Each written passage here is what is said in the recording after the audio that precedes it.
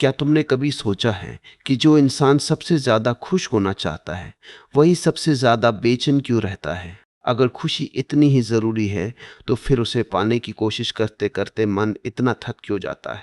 क्या कभी ध्यान दिया है कि जब भी तुम कहते हो, बस यह मिल जाए, फिर खुश रहूँगा, तो वह मिल तो जाता है लेकिन खुशी रुकती नहीं। क्या समस्या यह है कि तुम्हें खुशी नहीं मिली या समस्या यह है कि तुम उसे ढूँढ ही रहे हो? अगर खुशी सच में जीवन का समाधान होती, तो फिर सबसे ज्यादा दुखी लोग वही क्यों होते जो हर समय खुश रहने की कोशिश करते हैं? क्या यह संभव है कि खुशी कोई मंजिल नहीं बल्कि एक भ्रम हो जो तुम्हें वर्तमान से दूर ले जाता है? और क्या ये भी हो सकता है कि जिस पल तुम खुश होने की कोशिश छोड़ देते हो, उसी पल मन थोड़ा शांत हो जाता है? एक सवाल और, अगर तुम आज दुखी हो, तो क्या इसलिए कि जीवन में कुछ गलत है या इसलिए कि तुम जीवन से कुछ और चाहते हो? क्यों हर बार मुझे खुश होना चाहिए? ये सोच तुम्हें और भारी कर देती है। क्या कभी यह ख्याल आया कि शायद खुशी की तलाश ही दुख की असली जड़ है? अगर ऐसा है, तो फिर सवाल यह नहीं है कि खुश कैसे रहा जाए, सवाल यह है कि खुशी की तलाश कैसे छोड़ी जाए। मनुष्य की सबसे बड़ी भूल यह है कि वह खुशी को कहीं और खोजता है। वह मान लेता है कि खुशी कोई चीज़ है जो अभी उसके पास नहीं है, लेकिन किसी दिन मिल जाएगी। और यहीं से दुख की असली यात्रा शुरू होती है, क्योंकि जिस क्षण तुम खुशी की तलाश शुरू करते हो, उसी क्षण तुम यह मान लेते हो कि अभी तुम अधूरे हो, अभी कुछ कमी है, अभी जीवन पर्याप्त नहीं है। यह तलाश बहुत मासूम लगती है। कौन खुश नहीं होना चाहता? लेकिन यही मासूम इच्छा धीरे धीरे जीवन का सबसे बड़ा बोझ बन जाती है, क्योंकि अब हर पल को एक कसौटी पर कसा जाता है, क्या मैं खुश हूं? और अगर जवाब नहीं है, तो मन तुरंत बेचैन हो जाता है। मन यह नहीं देख पाता कि खुशी कोई लक्ष्य नहीं है, वह तो एक परिणाम है। वह तब घटती है जब तुम जीवन के साथ संघर्ष नहीं कर रहे होते। लेकिन जब तुम खुशी को पाने की कोशिश करते हो, तो तुम जीवन से लड़ना शुरू कर देते हो। तुम चाहते हो कि जीवन तुम्हारे हिसाब से चले, तुम्हारी उम्मीदों को पूरा करे, तुम्हारे सपनों को साकार करे। और जीवन कभी किसी के हिसाब से नहीं चलता। यहीं से निराशा जन्म लेती है, क्योंकि तुम लगातार ये देख रहे होते हो कि जो होना चाहिए था वो नहीं हो रहा, जो मिलना चाहिए था वो नहीं मिला। और ये तुलना जो है और जो होना चाहिए, यही दुख की असली जड़ है। खुशी की तलाश तुम्हें भविष्य में ले जाती है। तुम कहते हो जब ये हो जाएगा तब मैं खुश हो जाऊंगा, जब ये व्यक्ति बदल जाएगा तब चैन मिलेगा, जब ये परिस्थिति सुधर जाएगी तब जीवन ठीक लगेगा। और इस जब में तुम वर्तमान को खो देते हो। मन बहुत चालाक है। वह तुम्हें ये भरोसा देता है कि अभी थोड़ा दुख सह लो, बाद में खुशी मिलेगी। और ये सौदा बहुत समझदारी भरा लगता है। लेकिन समस्या ये है कि यह बाद में कभी आता ही नहीं, क्योंकि जिस मन ने अभी दुख चुना है, वही मन बाद में भी कुछ ना कुछ कमी निकाल लेगा। तुमने देखा होगा, जो चीज़ तुम बहुत चाह कर पाते हो, वो कुछ समय बाद सामान्य लगने लगती है। शुरुआत में खुशी आती है, फिर धीरे धीरे वो फीकी पड़ जाती है, और फिर मन नई तलाश शुरू कर देता है। नई चीज़, नया लक्ष्य, नया सपना। और इस अंतहीन दौड़ में जीवन पीछे छूटता चला जाता है। खुशी की तलाश तुम्हें ये भी सिखाती है कि दुख गलत है, कि अगर तुम दुखी हो तो तुम असफल हो। और ये धारणा तुम्हें अपने दुख से भी लड़ने पर मजबूर कर देती है। तुम दुख को स्वीकार नहीं करते, तुम उसे दबाते हो। और दबाया हुआ दुख भीतर जमा होकर भारीपन, थकान और खालीपन बन जाता है। मन ये नहीं समझता कि दुख जीवन का दुश्मन नहीं है। दुख भी एक अनुभव है, वह भी कुछ कहता है। लेकिन जब तुम खुशी की तलाश में होते हो, तब तुम दुख की बात सुनने के लिए तैयार नहीं होते। तुम बस उसे हटाना चाहते हो, और जो अनुभव सुना नहीं जाता वह और जोर से लौटता है। खुशी की तलाश तुम्हें लगातार भविष्य की ओर खींचती है, और भविष्य में जीने वाला इंसान वर्तमान में कभी पूरी तरह उतर नहीं पाता। वो हर पल ये सोचता रहता है कि यह पल किसी बेहतर पल की तैयारी है, और तैयारी में ही पूरा जीवन निकल जाता है। ये तलाश रिश्तों में भी जहर घोल देती है। तुम किसी से इसलिए जुड़ते हो कि वह तुम्हें खुश करे, और जब वो तुम्हारी उम्मीदों पर खरा नहीं उतरता, तो शिकायत शुरू होती है। लेकिन कोई भी इंसान तुम्हारी खुशी की जिम्मेदारी नहीं ले सकता। ये बोझ बहुत भारी होता है। मन का सबसे बड़ा भ्रम यही है कि खुशी बाहर से आएगी। किसी व्यक्ति से, किसी उपलब्धि से, किसी पहचान से। लेकिन बाहर से आने वाली हर चीज अस्थायी होती है, और अस्थायी पर टिकी खुशी हमेशा डर के साथ आती है। डर कि कहीं यह छिन ना जाए। यहीं से चिंता जन्म लेती है, क्योंकि अब तुम सिर्फ खुश नहीं होना चाहते, तुम खुशी को बचाना भी चाहते हो।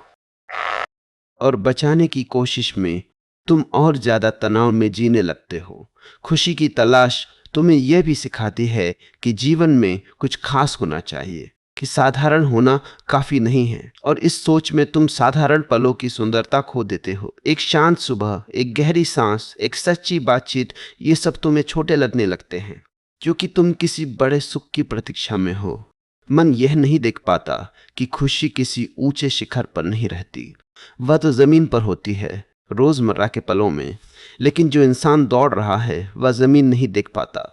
धीरे धीरे यह तलाश तुम्हें थका देती है, क्योंकि तुम लगातार कुछ बनने की कोशिश में हो, कुछ पाने की कोशिश में हो, और यह कोशिश कभी खत्म नहीं होती, क्योंकि मन की भूख असीमित है। यहीं से एक बहुत गहरी बेचैनी जन्म लेती है। बाहर सब ठीक दिखता है, लेकिन भीतर कुछ खाली है, और तुम समझ नहीं पाते कि यह खालीपन क्यों है। असल में यह खालीपन इसलिए है क्योंकि तुमने जीवन को जीने के बजाय उसे हासिल करने की परियोजना बना लिया है। खुशी की तलाश जब गहराई से देखी जाती है तो यह साफ दिखने लगता है कि यह तलाश दरअसल जीवन से असंतोष का एक सुसंस्कृत रूप है। यह असंतोष चीखता नहीं है, यह शिकायत भी नहीं करता, यह बस धीरे धीरे यह विश्वास पैदा कर देता है कि जो अभी है वह पर्याप्त नहीं है। और यही पर्याप्त नहीं का भाव दुख की असली भूमि बनता है, क्योंकि दुख हमेशा दर्द से नहीं आता, दुख अक्सर तुलना से आता है। मन खुशी की तलाश को बहुत सुंदर शब्दों में ढक देता है। वह इसे एम्बिशन कहता है, ग्रोथ कहता है, सेल्फ इंप्रूवमेंट कहता है, और इन शब्दों के पीछे छुपा होता है एक गहरा अस्वीकार, मैं जैसा हूं, मैं जहां हूं वह ठीक नहीं है। जब यह अस्वीकार जीवन का आधार बन जाता है, तब कोई भी उपलब्धि स्थायी संतोष नहीं दे सकती। तुमने देखा होगा कि जैसे ही कोई लक्ष्य पूरा होता है, मन तुरंत अगले लक्ष्य की तरफ देखने लगता है। वह क्षणिक खुशी को भी पूरी तरह महसूस नहीं करने देता। वह कहता है अच्छा है, लेकिन अभी और करना है, और यह और कभी खत्म नहीं होता।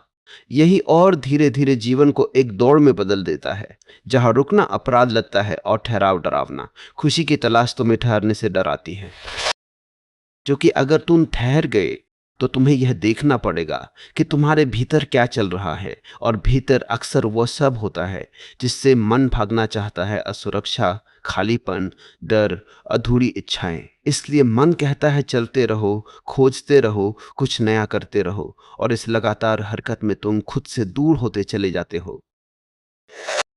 यह तलाश तुम्हें यह भी सिखाती है कि दुख एक समस्या है जिसे ठीक करना है, और जब दुख को समस्या बना दिया जाता है तब उसका समाधान खोजा जाने लगता है। कोई उपाय, कोई तकनीक, कोई तरीका। लेकिन दुख कोई मशीन की खराबी नहीं है। दुख एक अनुभव है जो कुछ कहना चाहता है, और जब तुम उसे ठीक करने में लग जाते हो तो तुम उसे सुनने से चूक जाते हो। मन का सबसे बड़ा भ्रम यही है कि अगर दुख चला जाएगा तो खुशी आ जाएगी, लेकिन जीवन इस तरह काम नहीं करता। दुख और खुशी एक ही सिक्के के दो पहलू नहीं हैं, वे अलग अलग आयाम हैं। दुख अक्सर तब आता है जब तुम जीवन से लड़ रहे होते हो, और खुशी तब आती है जब यह लड़ाई रुक जाती है। खुशी की तलाश तुम्हें भविष्य में रहने की आदत डाल देती है। तुम लगातार किसी आने वाली क्षण की कल्पना करते रहते हो जहां सब ठीक होगा, और यह कल्पना इतनी मीठी होती है कि वर्तमान फीका लगने लगता है। तुम वर्तमान को सिर्फ एक साधन की तरह इस्तेमाल करते हो भविष्य तक पहुंचने के लिए, लेकिन साधन बने हुए पल कभी जिए नहीं जाते। यहीं से एक बहुत गहरी थकान जन्म लेती है, क्योंकि तुम लगातार आगे देख रहे हो लेकिन कभी यहाँ नहीं हो। शरीर यहाँ है, मन कहीं और है, और यह विभाजन बहुत ऊर्जा खा जाता है। यही कारण है कि बहुत लोग बिना भारी शारीरिक काम के भी अंदर से थके हुए रहते हैं। खुशी की तलाश रिश्तों को भी प्रभावित करती है। तुम किसी से इसलिए जुड़ते हो कि वह तुम्हें अच्छा महसूस कराए, और जब वह व्यक्ति तुम्हारे भीतर के खालीपन को नहीं भर पाता तो निराशा आती है। लेकिन कोई भी रिश्ता तुम्हारे भीतर की कमी को नहीं भर सकता। यह अपेक्षा ही रिश्तों को बोझिल बना देती है। मन यह नहीं देख पाता कि जब तुम किसी से खुशी की उम्मीद करते हो तो तुम अनजाने में उसे एक भूमिका सौंप देते हो, और कोई भी इंसान किसी भूमिका में लंबे समय तक नहीं रह सकता। जैसे ही वह भूमिका टूटती है, रिश्ता भी टूटने लगता है। खुशी की तलाश तुम्हें यह भी सिखाती है कि साधारण होना असफलता है, कि जीवन में कुछ खास होना चाहिए, कुछ बड़ा होना चाहिए, और इस सोच में तुम साधारण पलों की गहराई खो देते हो। तुम छोटे सुखों को महत्व नहीं देते क्योंकि वे तुम्हारी परिभाषा की खुशी नहीं है। मन ये नहीं समझता कि साधारण पलों में ही जीवन की असली बनावट होती है। एक शांत सांस, बिना किसी कारण के बैठना, किसी के साथ बिना किसी अपेक्षा के होना, ये पल बहुत नाजुक होते हैं और खुशी की तलाश इन्हें कुचल देती है क्योंकि ये लक्ष्य नहीं देते, बस अनुभव देते हैं। खुशी की तलाश तुम्हें लगातार यही भी सिखाती है कि तुम अभी पर्याप्त नहीं हो, और यह भावना धीरे धीरे आत्मसम्मान को खा जाती है। तुम बाहर से आत्मविश्वासी दिख सकते हो, लेकिन भीतर कहीं एक आवाज रहती है, अभी और बनना है, अभी और साबित करना है। यह साबित करना की दौड़ बहुत खतरनाक होती है क्योंकि इसमें कोई अंतिम रेखा नहीं होती। तुम जितना साबित करते हो उतना ही मन नया मानक खड़ा कर देता है, और इस अंतहीन प्रक्रिया में जीवन एक प्रदर्शन बन जाता है। मन का एक और धोखा यह है कि वह तुम्हें यह विश्वास दिलाता है कि अगर तुम खुश नहीं हो तो तुम गलत रास्ते पर हो। लेकिन कई बार जीवन का सबसे सच्चा रास्ता असहज होता है। वह सवाल उठाता है, वह तोड़ता है, वह साफ करता है, और इस प्रक्रिया में खुशी नहीं, स्पष्टता आती है। लेकिन स्पष्टता मन को पसंद नहीं आती क्योंकि स्पष्टता में कोई बहाना नहीं होता। इसलिए मन कहता है यह रास्ता सही नहीं है, यहां तुम खुश नहीं हो, और तुम फिर से किसी ऐसे रास्ते की तलाश में निकल पड़ते हो जहां तुम्हें अच्छा महसूस हो। खुशी की तलाश तुम्हें यह भी सिखाती है कि भावना का पैमाना आनंद होना चाहिए। अगर आनंद नहीं है तो कुछ गलत है। लेकिन जीवन में कई ऐसे क्षण होते हैं जो आनंददायक नहीं होते लेकिन अर्थपूर्ण होते हैं, जैसे किसी की देखभाल करना, किसी सच का सामना करना, किसी नुकसान को स्वीकार करना। ये क्षण खुश नहीं करते लेकिन ये गहराई देते हैं। जब तुम खुशी को ही अंतिम मानक बना लेते हो तो तुम इन गहरे अनुभवों से भी भागने लगते हो, और इस भागने में जीवन खोखला हो जाता है। खुशी की तलाश तुम्हें वर्तमान से काट देती है, और यही काट दुख की जड़ बन जाती है। क्योंकि दुख तब नहीं होता जब दर्द होता है, दुख तब होता है जब तुम उस दर्द के साथ नहीं हो, जब तुम उसे स्वीकार नहीं कर पा रहे। मन ये नहीं देख पाता कि दुख को हटाने की कोशिश ही दुख को बढ़ाती है। जितना तुम दुख से भागते हो उतना वह पीछा करता है, और जितना तुम उसे स्वीकार करते हो उतना वह ढीला पड़ता है। खुशी की तलाश एक तरह से जीवन पर शर्त लगाने जैसी है। तुम कहते हो अगर जीवन मुझे यह देगा तो मैं इसे स्वीकार करूंगा, अगर नहीं देगा तो मैं दुखी रहूंगा, और यह शर्त जीवन को बोझ बना देती है। जीवन कोई सौदा नहीं है, जीवन कोई अनुबंध नहीं है। जीवन एक प्रवाह है, और जो प्रवाह को नियंत्रित करना चाहता है वह थक जाता है। यहाँ एक बहुत गहरी बात समझ में आती है। खुशी की तलाश छोड़ना दुख को स्वीकार करना नहीं है। खुशी की तलाश छोड़ना जीवन को बिना शर्त स्वीकार करना है, और इस स्वीकार में एक अजीब सी शांति छुपी होती है। लेकिन यह शांति स्थायी नहीं होती। यह कोई अवस्था नहीं है जिसमें तुम हमेशा रहो। यह बस एक अनुभव है जो आता है और जाता है। फर्क यह होता है कि अब तुम उसके पीछे नहीं दौड़ते, और जब तुम दौड़ना छोड़ देते हो तब दुख की जड़ अपने आप कमजोर पड़ने लगती है, जो कि दुख की जड़ यही थी, दौड़। खुशी की तलाश छोड़ने का विचार सुनने में जितना सरल लगता है, भीतर से उतना ही डरावना होता है, क्योंकि मन ने वर्षों तक यही सिखाया है कि अगर तुम खुशी नहीं खोज रहे तो तुम कुछ गलत कर रहे हो। मन को ऐसा लगता है कि खुशी छोड़ना मतलब उदास हो जाना, निष्क्रिय हो जाना, जीवन से हार मान लेना। लेकिन यह डर ही इस बात का संकेत है कि खुशी की तलाश कितनी गहराई से मन में जड़ जमा चुकी है। असल में खुशी की तलाश छोड़ने का मतलब खुशी को नकारना नहीं है। इसका मतलब है खुशी को केंद्र से हटाना। जब खुशी केंद्र में होती है तो हर अनुभव उसी के हिसाब से तौला जाता है। यह अच्छा है या बुरा, सुखद है या दुखद, मुझे अच्छा लगा या नहीं लगा, और इस लगातार तौलने में अनुभव की ताजगी मर जाती है। मन को यह स्वीकार करना बहुत मुश्किल होता है कि जीवन को बिना किसी अंतिम लक्ष्य के भी जिया जा सकता है। मन हमेशा पूछता है तो फिर फायदा क्या, अर्थ क्या, हासिल क्या होगा? और यही मन अपने ही जाल में फंस जाता है, क्योंकि जीवन का अर्थ किसी हासिल में नहीं बल्कि जुड़ाव में होता है। जुड़ाव उस पल से जो अभी घट रहा है। जब तुम खुशी की तलाश छोड़ते हो तब सबसे पहले जो सामने आता है वो है रिक्तता। एक खाली जगह जहां पहले उम्मीदें थी, योजनाएं थी, भविष्य की तस्वीरें थी। यह रिक्तता डराती है क्योंकि मन खालीपन से डरता है। खालीपन में उसे पकड़ने को कुछ नहीं मिलता, लेकिन यही खालीपन धीरे धीरे आज़ादी बनता है। इस रिक्तता में तुम्हें पहली बार यह दिखता है कि तुम कितने समय से खुद को किसी न किसी पहचान से बांधे हुए थे। खुश इंसान, सफल इंसान, संतुष्ट इंसान, ये सब पहचानें तुम्हें सुरक्षा देती थी। लेकिन इन पहचानों के बिना तुम कौन हो, ये सवाल मन को असहज करता है। और इसी असहजता में एक नया रिश्ता जन्म लेता है खुद के साथ, बिना किसी लेबल के, बिना किसी लक्ष्य के, सिर्फ ये देखने के लिए कि अभी क्या महसूस हो रहा है। यहाँ एक बहुत सूक्ष्म बदलाव होता है। पहले तुम यह पूछते थे, मैं खुश क्यों नहीं हूं। अब तुम यह पूछते हो, अभी मेरे भीतर क्या चल रहा है। यह प्रश्न दोष नहीं देता, यह जिज्ञासा से भरा होता है, और जिज्ञासा मन को नरम करती है। खुशी की तलाश छोड़ने पर दुख भी बदल जाता है। पहले दुख दुश्मन लगता था, कुछ ऐसा जिसे हटाना है, दबाना है, ठीक करना है। अब दुख एक संदेश बन जाता है। वह बताता है कि कहीं कुछ असंगत है, कहीं तुम खुद से दूर हो गए हो, कहीं तुम किसी सच्चाई से बच रहे हो। और जब दुख को दुश्मन नहीं माना जाता, तब वो स्थायी नहीं रहता। वो आता है, अपनी बात कहता है और चला जाता है। स्थायी वही दुख होता है जिसे तुम हटाने की कोशिश करते हो।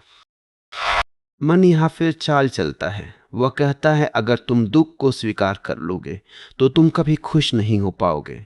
लेकिन यह एक और भ्रम है। सच यह है कि जो दुख को स्वीकार कर सकता है, वही बिना डर के आनंद को भी स्वीकार कर सकता है। खुशी की तलाश छोड़ने से आनंद अपने आप आने लगता है, लेकिन बहुत अलग रूप में। यह कोई उछलता हुआ उत्साह नहीं होता, यह एक शांत संतोष होता है, जैसे भीतर कुछ टिक गया हो। यह आनंद किसी वजह से नहीं आता, इसलिए किसी वजह से जाता भी नहीं। इस अवस्था में जीवन की छोटी छोटी चीजें फिर से दिखने लगती है, बिना किसी बड़े अर्थ के, बिना किसी लक्ष्य के। एक सुबह की रोशनी, एक गहरी सांस, किसी का चुपचाप साथ। ये चीजें पहले भी थी, लेकिन तब तुम उन्हें पर्याप्त नहीं मानते थे। मन अब भी कभी कभी कहता है, यह सब बहुत साधारण है, इससे क्या मिलेगा। लेकिन अब तुम जानते हो कि जीवन का असली स्वाद साधारण में ही छुपा होता है। जो हमेशा कुछ खास ढूंढता है, वह खास को कभी महसूस नहीं कर पाता। खुशी की तलाश छोड़ने का सबसे बड़ा असर यह होता है कि तुम जीवन से सौदेबाजी बंद कर देते हो। तुम ये नहीं कहते, अगर तुम मुझे खुश रखोगे तो मैं तुम्हें स्वीकार करूंगा। तुम जीवन को जैसे है वैसे स्वीकार करना सीखते हो। और यह स्वीकार कमजोरी नहीं होती, यह बहुत गहरी ताकत होती है। ये ताकत तुम्हें निर्भर नहीं बनाती, ये तुम्हें स्वतंत्र बनाती है। अब तुम किसी व्यक्ति, किसी परिस्थिति, किसी उपलब्धि पर टंगे नहीं रहते। अब तुम गिरते भी हो, संभलते भी हो, लेकिन खुद के भीतर टिके रहते हो। यहाँ पहुंचकर मन धीरे धीरे शांत होने लगता है। पूरी तरह नहीं, लेकिन उसकी पकड़ ढीली पड़ जाती है, क्योंकि अब उसके पास तुम्हें डराने या लुभाने के लिए कोई बड़ा वादा नहीं बचता। और यही वह जगह है जहां दुख की जड़ सच में कमजोर पड़ती है, क्योंकि दुख की जड़ खुशी की अनुपस्थिति नहीं थी, दुख की जड़ थी खुशी की तलाश। खुशी की तलाश छोड़ने के बाद जीवन जिस दिशा में मुड़ता है, वह दिशा मन को बहुत अजीब लगती है, क्योंकि अब जीवन किसी लक्ष्य की तरफ दौड़ नहीं रहा होता, अब वह बस बह रहा होता है। और बहते हुए जीवन में मन को पकड़ने के लिए कुछ ठोस नहीं मिलता। यही वजह है कि इस अवस्था में मन बार बार बेचैन होने की कोशिश करता है। वह कहता है, अब कुछ तय नहीं है, अब कोई मंजिल नहीं है, अब सब बिखर जाएगा। लेकिन यह डर वास्तविकता से नहीं, आदत से आता है। मन वर्षों से इस बात का आदी रहा है कि हर अनुभव को किसी परिणाम से जोड़कर देखे। यह अच्छा है क्योंकि इससे मुझे खुशी मिली, यह बुरा है क्योंकि इससे मुझे दुख हुआ। लेकिन जब खुशी की तलाश छोड़ दी जाती है, तब अनुभव को परिणाम से अलग करके देखा जाने लगता है। अनुभव अब बस अनुभव होता है, ना अच्छा न बुरा। और यही तटस्थता मन को सबसे ज्यादा परेशान करती है, क्योंकि मन को निर्णय चाहिए, लेबल चाहिए, निष्कर्ष चाहिए। इस अवस्था में एक बहुत गहरी बात सामने आती है। तुम ये देखने लगते हो कि तुम कितनी बार सिर्फ इसलिए कुछ करते थे ताकि अच्छा महसूस कर सको, ताकि किसी खालीपन से बच सको, ताकि भीतर उठने वाली किसी असहजता को दबा सको।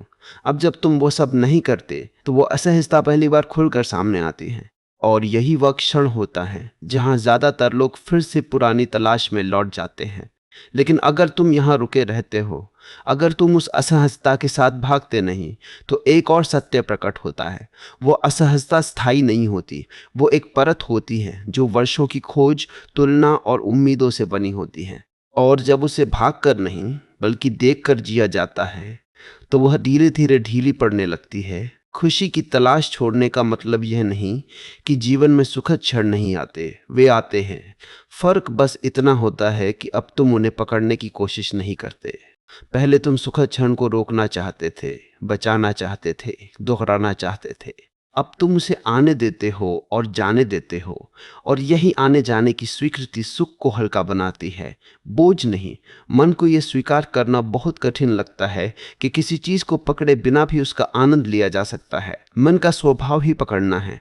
वो हर अच्छे अनुभव को स्थायी बनाना चाहता है, और इसी कोशिश में वो अगले दुख का बीज बो देता है, क्योंकि जो पकड़ा जाता है उसके छूटने का डर पैदा होता है। इस अवस्था में तुम यह भी देखने लगते हो कि दुख पहले जितना डरावना नहीं लगता। दुख आता है लेकिन वो तुम्हारी पहचान नहीं बनता। पहले तुम कहते थे मैं दुखी हूं, अब तुम कहते हो दुख है। यह छोटा सा अंतर बहुत बड़ा बदलाव होता है, क्योंकि अब दुख तुम्हें परिभाषित नहीं करता, वह बस घटता है। खुशी की तलाश छोड़ने से जीवन से उम्मीदें पूरी तरह खत्म नहीं होती, लेकिन उनका स्वर बदल जाता है। अब उम्मीदें मांग नहीं होती, वे खुले प्रश्न होती हैं। अब तुम जीवन से यह नहीं कहते मुझे यह चाहिए, तुम जीवन से कहते हो देखते हैं क्या घटता है। और इस देखने में एक गहरी विनम्रता होती है। यह विनम्रता कमजोरी नहीं होती, यह जीवन के सामने झुकना नहीं है, यह जीवन के साथ बहना है, और बहना हमेशा हल्का होता है। मन यहाँ फिर डर पैदा करता है। वो कहता है अगर तुम ऐसे ही बहते रहे तो तुम कुछ हासिल नहीं कर पाओगे। लेकिन यह भी एक भ्रम है, क्योंकि हासिल वही करता है जो जीवन में पूरी तरह उपस्थित होता है, जो सिर्फ भविष्य में जी रहा है। वह वर्तमान की संभावनाएं खो देता है। इस अवस्था में काम करने का तरीका भी बदल जाता है। पहले काम का उद्देश्य था खुशी, पहचान, सुरक्षा। अब काम सिर्फ काम होता है, पूरी तरह किया गया, बिना अतिरिक्त बोझ के। और आश्चर्य की बात यह है कि ऐसा काम ज़्यादा सजीव होता है, ज़्यादा रचनात्मक होता है, क्योंकि अब उसमें डर नहीं जुड़ा होता। खुशी की तलाश छोड़ने से रिश्ते भी बदलते हैं। अब तुम किसी से इसलिए नहीं जुड़ते कि वह तुम्हें खुश रखे, तुम जुड़ते हो क्योंकि तुम जुड़ना चाहते हो। और यह फर्क रिश्तों को बहुत हल्का कर देता है। अब शिकायतें कम होती हैं, अपेक्षाएं कम होती हैं, लेकिन उपस्थिति ज़्यादा होती है। इस अवस्था में अकेलापन भी बदल जाता है। पहले अकेलापन डरावना लगता था, क्योंकि वह खुशी की कमी जैसा लगता था। अब अकेलापन बस एक स्थिति बन जाता है, कभी अच्छा, कभी भारी, लेकिन हमेशा सच्चा। और सच्चा अकेलापन तुम्हें खुद के करीब लाता है, दूर नहीं करता। मन का सबसे बड़ा डर यही होता है कि अगर खुशी लक्ष्य नहीं रही तो जीवन अर्थहीन हो जाएगा। लेकिन धीरे धीरे यह स्पष्ट होने लगता है कि अर्थ किसी लक्ष्य से नहीं आता। अर्थ आता है उस ईमानदारी से जिससे तुम जीवन को जीते हो। और यह ईमानदारी बहुत शांत होती है। इसमें कोई नारा नहीं, कोई दावा नहीं, बस ये स्वीकार कि जीवन जैसा है वैसा ही जिया जा सकता है, बिना तुलना के, बिना दौड़ के, बिना तलाश के। यही से दुख की जड़ सच में सूखने लगती है, क्योंकि दुख की जड़ यह नहीं थी कि जीवन में दर्द था। दुख की जड़ यह थी कि तुम दर्द के साथ रहने को तैयार नहीं थे। तुम उसे खुशी से बदलना चाहते थे। जब यह बदलने की जरूरत गिर जाती है तब दर्द भी अपना रूप बदल देता है। वो बोझ नहीं रहता, वो अनुभव बन जाता है। जब खुशी की तलाश पूरी तरह छूटने लगती है तब जीवन एक नई परत खोलता है जो पहले कभी दिखाई नहीं दी थी। यह परत चमकदार नहीं होती, इसमें कोई उत्सव नहीं होता, लेकिन इसमें एक गहरी सच्चाई होती है। यह वह जगह है जहां जीवन पहली बार बिना सजावट के दिखाई देता है। न बेहतर बनाने की कोशिश, न बिगड़ने का डर, बस जैसा है वैसा। इस अवस्था में तुम ये महसूस करने लगते हो कि अब तुम्हें हर पल को ठीक साबित करने की जरूरत नहीं है। पहले तुम हर दिन के अंत में भीतर ही भीतर हिसाब लगाते थे, आज अच्छा गया या बुरा, आज मैं खुश था या नहीं। अब यह हिसाब गिरने लगता है, और हिसाब गिरते ही मन का बोझ हल्का होने लगता है, क्योंकि हिसाब ही तनाव पैदा करता है। मन को यह स्वीकार करना बहुत कठिन लगता है कि जीवन बिना मूल्यांकन के भी जिया जा सकता है। मन को लगता है कि अगर तुम मूल्यांकन नहीं करोगे तो तुम भटक जाओगे, लेकिन यह डर वास्तविकता से नहीं, नियंत्रण की आदत से आता है। नियंत्रण छोड़ते ही यह स्पष्ट होने लगता है कि जीवन में एक स्वाभाविक बुद्धि होती है जो बिना जोर लगाए दिशा दिखाती है। इस अवस्था में भावनाओं से रिश्ता पूरी तरह बदल जाता है। पहले भावनाएं या तो साधन थी, खुशी पाने का साधन, या बाधा, खुशी में रुकावट। अब भावनाएं सिर्फ संकेत बन जाती हैं। वे बताती है कि भीतर क्या चल रहा है, लेकिन वे तय नहीं करती कि जीवन कैसा होना चाहिए। यहीं से सबसे बड़ा बदलाव घटता है। अब तुम भावनाओं के पीछे नहीं दौड़ते, न ही उनसे लड़ते हो। तुम उन्हें आने देते हो, ठहरने देते हो और जाने देते हो, और यह आने जाने की अनुमति भावनाओं को हल्का बना देती है। खुशी की तलाश छोड़ने के बाद जो सबसे पहले गिरता है वह है तुलना। पहले तुम लगातार दूसरों के जीवन को देखकर अपना जीवन तौलते थे। कौन आगे है, कौन पीछे है, कौन खुश दिखता है, कौन सफल दिखता है। अब यह तुलना अप्रासंगिक होने लगती है, क्योंकि अब जीवन किसी पैमाने पर नहीं टिका। तुम ये भी देखते हो कि तुलना असल में कभी दूसरों से नहीं थी। तुलना हमेशा तुम्हारे भीतर बनी एक कल्पना से थी कि जीवन ऐसा होना चाहिए, और जब ये होना चाहिए गिरता है तो तुलना अपने आप गिर जाती है। इस अवस्था में तुम्हारा समय से रिश्ता भी बदल जाता है। पहले समय या तो बहुत तेज लगता था या बहुत धीमा, क्योंकि तुम हमेशा कहीं और पहुंचना चाहते थे। अब समय बस समय लगता है, कभी तेज कभी धीमा, लेकिन अब वह तुम्हें चुकता नहीं, क्योंकि अब तुम उससे लड़ नहीं रहे। मन यहाँ फिर डर पैदा करता है। वो कहता है अगर तुम ऐसे ही रहे तो तुम महत्वाकांक्षी नहीं रहोगे, तुम आगे नहीं बढ़ोगे। लेकिन यह डर भी धीरे धीरे खोखला साबित होता है, क्योंकि आगे बढ़ना अब किसी कमी से नहीं आता, वह स्वाभाविक गति से आता है। जब खुशी लक्ष्य नहीं रहती तब काम भी बदल जाता है। अब काम अपने आप को साबित करने का तरीका नहीं होता, वह योगदान बन जाता है। और योगदान में थकान कम होती है, क्योंकि उसमें अहंकार का बोझ नहीं होता। इस अवस्था में तुम यह भी महसूस करते हो कि जीवन अब कम नाटकीय है लेकिन ज्यादा वास्तविक है। पहले हर चीज बहुत तीव्र लगती थी, बहुत अच्छा या बहुत बुरा। अब चीजें संतुलित लगती हैं, और ये संतुलन ऊब नहीं पैदा करता, ये स्थिरता देता है। मन को ये स्थिरता पसंद नहीं आती, क्योंकि वो ड्रामा से चलता है, वह ऊंच नीच से चलता है। लेकिन जीवन को ड्रामा की जरूरत नहीं होती, जीवन को बस उपस्थिति की जरूरत होती है। खुशी की तलाश छोड़ने से एक और बहुत गहरी चीज घटती है, तुम भविष्य से सौदेबाजी करना छोड़ देते हो। अब तुम यह नहीं कहते अगर यह हुआ तो मैं शांत रहूंगा। अब तुम ये कहते हो जो होगा उसके साथ देखेंगे, और ये देखेंगे कोई लापरवाही नहीं होती, ये भरोसा होता है। ये भरोसा किसी परिणाम पर नहीं टिका होता, ये भरोसा इस बात पर टिका होता है कि तुम जो भी घटेगा उसके साथ उपस्थित रह सकते हो। और यही भरोसा जीवन को हल्का बनाता है। इस अवस्था में दुख पूरी तरह गायब नहीं होता। दुख आता है, नुकसान होता है, टूटन होती है। फर्क बस इतना होता है कि अब तुम उसे अपने जीवन के खिलाफ नहीं मानते, तुम उसे जीवन का हिस्सा मानते हो, और यह मान लेना दुख को सहने योग्य बना देता है। खुशी की तलाश छोड़ने का मतलब यह भी नहीं कि तुम उदासीन हो जाते हो। तुम अब भी हंसते हो, रोते हो, चाहते हो। फर्क बस इतना होता है कि अब तुम इन सब से अपनी पहचान नहीं बनाते, और यही वह जगह है जहां दुख की जड़ सच में सूखने लगती है। क्योंकि दुख तब गहरा होता है जब तुम उसे अपने अस्तित्व से जोड़ लेते हो। जब दुख बस एक अनुभव बन जाता है तो वह भारी नहीं रहता। मन यहाँ लगभग शांत हो जाता है, पूरी तरह नहीं, लेकिन उसकी आवाज अब जीवन की दिशा तय नहीं करती। वह बस आती है, जाती है, और तुम उसे गंभीरता से नहीं लेते। जब खुशी की तलाश पूरी तरह ढीली पड़ जाती है, तब जीवन का सबसे कठिन और सबसे ईमानदार हिस्सा शुरू होता है। यह वो समय होता है जब तुम किसी भ्रम में नहीं रहते, लेकिन किसी आदर्श में भी नहीं होते। अब ना तो तुम ये कह सकते हो कि सब ठीक है, ना ये कि सब गलत है। अब तुम बस ये देख सकते हो कि जो है वही है, और यह देख पाना मन के लिए सबसे बड़ी चुनौती होती है, क्योंकि मन को निष्कर्ष चाहिए, ठोस जमीन चाहिए, कोई लेबल चाहिए। इस अवस्था में एक अजीब सी असहजता बनी रहती है। पहले असहजता इसलिए थी क्योंकि तुम खुश नहीं थे, अब असहजता इसलिए होती है क्योंकि तुम किसी झूठ में नहीं हो। झूठ भले ही बोझिल हो, लेकिन वह परिचित होता है। सच हल्का होता है लेकिन अपरिचित होता है, और मन अपरिचित से डरता है। यहाँ तुम यह भी देख पाते हो कि तुम्हारा जीवन कितनी सूक्ष्म शर्तों पर टिका हुआ था। तुम सोचते थे कि तुम जीवन को स्वीकार कर रहे हो, लेकिन असल में तुम कह रहे थे अगर मुझे ये मिलेगा तो मैं ठीक हूं, अगर नहीं मिला तो मैं दुखी हूं। और इन शर्तों को तुम सामान्य मान चुके थे। अब जब ये शर्तें दिखने लगती है तो एक गहरी थकान भी सामने आती है। थकान इस बात की कि तुम कितने समय से जीवन के साथ सौदेबाजी करते आ रहे थे। खुशी की तलाश छोड़ने के बाद यह थकान बाहर नहीं जाती, वो भीतर उतरती है। ये थकान काम की नहीं होती, ये अस्तित्व की थकान होती है। ये कहती है अब और भागना नहीं है, अब और साबित नहीं करना है, अब और कुछ बनना नहीं है। और यह थकान कोई कमजोरी नहीं होती, यह थकान बहुत ईमानदार होती है। इस थकान में तुम पहली बार खुद को विश्राम की अनुमति देते हो। यह विश्राम आलस से नहीं होता, यह विश्राम होता है उस संघर्ष से जो तुम जीवन के साथ कर रहे थे। और यह संघर्ष छोड़ते ही जीवन अचानक बहुत सरल नहीं हो जाता, लेकिन बहुत सच्चा हो जाता है। इस अवस्था में मन बार बार लौटता है।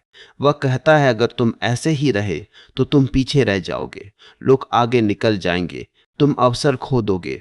और यह डर बहुत वास्तविक लगता है, लेकिन अब तुम इसे आंख बंद करके नहीं मानते। अब तुम इसे देखते हो, और देखते ही तुम यह भी देखते हो कि यह डर तुम्हें बेहतर जीवन की ओर नहीं ले जा रहा था, यह तुम्हें हमेशा असंतोष की ओर ले जा रहा था। अब तुम्हें यह भी साफ दिखने लगता है कि खुशी की तलाश ने तुम्हें कभी वर्तमान में टिकने नहीं दिया। या तो तुम बीते हुए सुख को याद कर रहे थे या आने वाले सुख की कल्पना कर रहे थे, लेकिन जो पल चल रहा था उसमें तुम कभी पूरी तरह उतरे ही नहीं। और यही अनुपस्थिति दुख का सबसे शांत लेकिन सबसे गहरा रूप होती है। इस अवस्था में समय के साथ तुम्हारा रिश्ता पूरी तरह बदल जाता है। पहले समय दुश्मन लगता था, कम पड़ जाता था, निकल जाता था, भागता था। अब समय एक साथी की तरह लगता है। वो चलता है, बदलता है, लेकिन तुम्हें खींचता नहीं, क्योंकि अब तुम उससे कुछ साबित करने की कोशिश नहीं कर रहे। खुशी की तलाश छोड़ने से एक और बहुत सूक्ष्म बदलाव आता है। तुम भविष्य के बारे में सोचते हो, लेकिन भविष्य में नहीं रहते। योजना बनती है, लेकिन योजना पहचान नहीं बनती। असफलता होती है, लेकिन असफलता अस्तित्व पर सवाल नहीं बनती। और यही फर्क जीवन को सहने योग्य ही नहीं, जीने योग्य बनाता है। इस अवस्था में दुख भी एक नई भाषा में सामने आता है। अब दुख शिकायत नहीं करता, वह बस कहता है यहाँ कुछ ध्यान चाहता है। और तुम दुख को सुनने लगते हो, बिना उसे हटाने की जल्दी के, बिना उसे बदलने की कोशिश के। और यही सुनना दुख को उसका काम करने देता है। मन का सबसे बड़ा डर यही होता है कि अगर दुख को सुना गया तो वो फैल जाएगा, लेकिन अनुभव इसके उलट होता है। जो दुख सुना जाता है वो सिमट जाता है, जो दुख अनसुना किया जाता है वही फैलता है। खुशी की तलाश छोड़ने के बाद तुम यह भी देखते हो कि तुम्हारी बहुत सी बेचैनियां असल में अस्तित्व की नहीं थीं, वे तुलना की थीं। तुम किसी और के जीवन को देखकर अपने जीवन को छोटा मान लेते थे। अब तुलना ढीली पड़ जाती है, क्योंकि अब जीवन को किसी पैमाने पर नहीं तौला जा रहा। यहाँ एक बहुत गहरी शांति जन्म लेती है, लेकिन यह शांति स्थिर नहीं होती। यह आती है, जाती है। फर्क बस इतना होता है कि अब तुम उसे पकड़ने की कोशिश नहीं करते, और ना पकड़ने से ही वह टिकती है। मन अब भी कभी कभी कहता है काश यह हमेशा रहे, और यही काश फिर से पुराना जाल होता है। लेकिन अब तुम मुस्कुरा देते हो, क्योंकि तुम जानते हो कि जो भी आता है वो जाएगा, और जो जाता है उसे रोका नहीं जाना चाहिए। इस अवस्था में तुम जीवन को किसी मंजिल की तरह नहीं देखते। जीवन एक यात्रा भी नहीं लगता, जीवन बस घटता हुआ लगता है। और इस घटने में एक गहरा भरोसा पैदा होता है कि तुम जो भी आएगा उसके साथ उपस्थित रह सकते हो। और यही भरोसा दुख की जड़ को लगभग सूखा देता है, क्योंकि दुख तब असहनीय होता है जब तुम उससे डरते हो। जब डर नहीं रहता तो दुख भी अपना रूप बदल लेता है। जब खुशी की तलाश पूरी तरह ढीली पड़ जाती है, तब जीवन का सबसे सूक्ष्म और सबसे कठिन सच सामने आता है कि अब तुम्हारे पास शिकायत करने के लिए भी कोई ठोस आधार नहीं बचता। पहले दुख होने पर तुम कह सकते थे कि मैं खुश नहीं हूं, कुछ गलत है, कुछ कमी है। अब जब खुशी लक्ष्य नहीं रही, तब दुख भी एक अजीब रूप ले लेता है। वह तुम्हें दोष देने का मौका नहीं देता, वह बस मौजूद रहता है। और यही मौजूदगी मन को सबसे ज्यादा बेचैन करती है। मन हमेशा कारण चाहता है। वह पूछता है मैं दुखी क्यों हूं, और जब उसे कोई साफ जवाब नहीं मिलता तो वह घबराता है, क्योंकि बिना कारण का दुख मन के नियंत्रण से बाहर होता है। खुशी की तलाश छोड़ने का मतलब यही होता है कि अब हर भाव को किसी कहानी में बांधना जरूरी नहीं रहता। दुख आता है, लेकिन अब वह किसी निष्कर्ष की मांग नहीं करता। यह अवस्था बहुत अजीब लगती है। बाहर से दिखने पर कुछ बदला हुआ नहीं लगता, वही काम, वही रिश्ते, वही दिनचर्या, लेकिन भीतर एक बड़ा बदलाव घट चुका होता है। अब तुम हर अनुभव को बेहतर या खराब बनाने की कोशिश नहीं करते, और यही कोशिश न करना भीतर की ऊर्जा को बचा लेता है। पहले तुम जीवन को लगातार सुधारने की परियोजना की तरह जी रहे थे।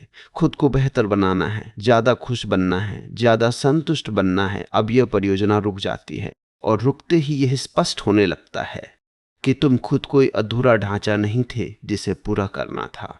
तुम तो पहले से ही एक जीवित प्रक्रिया थे। इस अवस्था में मन बार बार पुराने सवाल उठाता है। वो कहता है, अगर तुम खुशी नहीं खोज रहे तो तुम किसके लिए जी रहे हो? यह सवाल सुनने में बहुत गहरा लगता है, लेकिन इसके पीछे छुपा डर बहुत साधारण होता है। अर्थ खो जाने का डर। मन मानता है कि अर्थ किसी लक्ष्य से आता है, लेकिन जीवन का अर्थ लक्ष्य से नहीं, संबंध से आता है। संबंध इस पल से, इस सांस से, इस अनुभव से। जब खुशी की तलाश गिर जाती है, तब ये संबंध पहली बार साफ दिखाई देता है। तुम काम कर रहे होते हो, लेकिन काम में खो नहीं जाते। तुम किसी के साथ होते हो, लेकिन उसे पकड़ने की कोशिश नहीं करते। तुम अकेले होते हो, लेकिन खुद से भागते नहीं। यह सब पहले भी हो सकता था, लेकिन खुशी की तलाश ने इन पलों को छोटा बना दिया था। अब तुम ये भी देखने लगते हो कि दुख कितना अनावश्यक रूप से बढ़ाया गया था। दुख खुद में इतना भारी नहीं था, उसे भारी बनाता था ये विचार कि उसे नहीं होना चाहिए। जैसे ही यह नहीं होना चाहिए गिरता है, दुख अपनी तीव्रता खो देता है। वह आता है, रहता है और चला जाता है। मन को यह स्वीकार करना बहुत कठिन लगता है कि कोई अनुभव बिना किसी समाधान के भी पूरा हो सकता है। मन हर चीज को ठीक करना चाहता है, लेकिन जीवन में बहुत कुछ ऐसा होता है जिसे ठीक नहीं किया जाता, बस जिया जाता है। और जिए गए अनुभव ही तुम्हें परिपक्व बनाते हैं, न कि सुलझाए गए अनुभव। इस अवस्था में तुम ये भी समझते हो कि खुशी की तलाश ने तुम्हें कितना कठोर बना दिया था। तुम खुद से भी कठोर थे, दूसरों से भी। तुम हर भाव को मापते थे, यह सही है या गलत, यह काम का है या बेकार। अब यह कठोरता धीरे धीरे पिघलने लगती है और उसके स्थान पर करुणा आती है। ये करुणा भावुकता नहीं होती, ये समझ होती है कि हर इंसान उसी दौड़ में फंसा है जिसमें तुम फंसे थे। हर कोई खुश होना चाहता है और इसी चाह में खुद से दूर होता जा रहा है। इस समझ से तुलना गिरने लगती है। अब तुम किसी को देखकर ये नहीं कहते कि वो मुझसे बेहतर है या बदतर है। तुम बस देखते हो कि वह भी खोज में है, और यह देखने से ईर्ष्या, प्रतिस्पर्धा और हीनता अपने आप ढीली पड़ जाती है। खुशी की तलाश छोड़ने के बाद सबसे बड़ा बदलाव यह होता है कि अब तुम्हें अपने जीवन को सही ठहराने की जरूरत नहीं रहती। पहले तुम हमेशा कोई न कोई कहानी बनाते थे। मैं यह इसलिए कर रहा हूँ ताकि आगे चलकर खुश रह सकूं। अब यह कहानी गिर जाती है। अब तुम जो कर रहे हो वो बस इसलिए कर रहे हो क्योंकि वही इस समय घट रहा है। यह अवस्था बाहर से बहुत साधारण लग सकती है, लेकिन भीतर से ये बहुत गहरी होती है, क्योंकि अब तुम जीवन को टाल नहीं रहे, तुम उसे सह नहीं रहे, तुम उसे जी रहे हो। इस जीने में आनंद आता है, लेकिन वह खोजा हुआ आनंद नहीं होता, वह पकड़ा हुआ आनंद नहीं होता। वह एक शांत सी तृप्ति होती है जो किसी विशेष कारण से नहीं जुड़ी होती, इसलिए उसके जाने का डर भी नहीं होता। मन यहाँ फिर डर पैदा करता है। वह कहता है, अगर तुम ऐसे ही रहे तो तुम महत्वाकांक्षी नहीं रहोगे, तुम आगे नहीं बढ़ोगे। लेकिन धीरे धीरे यह स्पष्ट होने लगता है कि महत्वाकांक्षा और लालच में फर्क होता है। खुशी की तलाश अक्सर लालच को महत्वाकांक्षा का नाम दे देती है। अब जब यह तलाश गिर गई है, तब महत्वाकांक्षा स्वाभाविक रूप ले लेती है। तुम वही करते हो जो तुम्हारे स्वभाव से निकलता है, न कि कमी से, और जो स्वभाव से निकलता है वह थकाता नहीं। इस अवस्था में असफलता भी अपना रूप बदल लेती है। पहले असफलता का मतलब था मैं खुश नहीं हो पाऊंगा। अब असफलता बस एक अनुभव होती है, दर्द देती है, लेकिन अस्तित्व पर सवाल नहीं बनती। तुम यह भी देखने लगते हो कि खुशी की तलाश ने तुम्हें कितना असहिष्णु बना दिया था। तुम दर्द सह नहीं पाते थे, तुम असहजता में टिक नहीं पाते थे। अब तुम्हारी सहनशीलता बढ़ जाती है, लेकिन किसी मजबूरी से नहीं, बल्कि समझ से। यह समझ बहुत शांत होती है। इसमें कोई घोषणा नहीं होती, कोई दावा नहीं होता। बस ये स्पष्टता होती है कि जीवन वैसा नहीं है जैसा तुम चाहते थे, और यही उसकी सुंदरता है। अब तुम जीवन को किसी कहानी की तरह नहीं देखते, तुम उसे किसी लक्ष्य की यात्रा की तरह भी नहीं देखते। तुम उसे घटते हुए देखते हो, और इस घटने में तुम शामिल होते हो, दर्शक नहीं बनते। यहीं पर दुख की जड़ सच में सूखने लगती है, क्योंकि दुख की जड़ जीवन में दर्द नहीं थी। दुख की जड़ ये थी कि तुम जीवन को किसी और रूप में चाहते थे। जब ये चाह गिर जाती है, तब दर्द भी अपना जहर खो देता है। इस अवस्था में तुम पूरी तरह शांत नहीं होते। डर आता है, दुख आता है, थकान आती है। फर्क बस इतना होता है कि अब तुम इनसे लड़ते नहीं, और लड़ाई न होने से ही ये सब टिक नहीं पाते। मन अब भी कभी कभी कहता है, काश तुम फिर से खुश होने की कोशिश करो, काश तुम फिर से कुछ खोजो। लेकिन अब तुम जानते हो कि यह आवाज़ कहाँ से आती है, और पहचानते ही उसकी ताकत खत्म हो जाती है। यह यात्रा यही नहीं रुकती, क्योंकि जीवन कभी रुकता नहीं।